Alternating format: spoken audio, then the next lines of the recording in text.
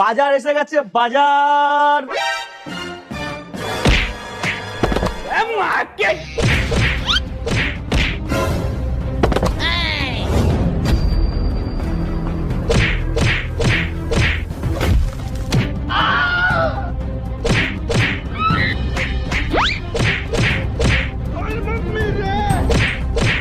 আর মারছো কেন? তুমি বাজারে যাও এই করতে না? আরে আমি কি করলাম সেটা তো বলবা। জানো না না, এর জন্যই বাজার থেকে পচা পচা সবজি নিয়ে আসো। তোমাকে তো আজকে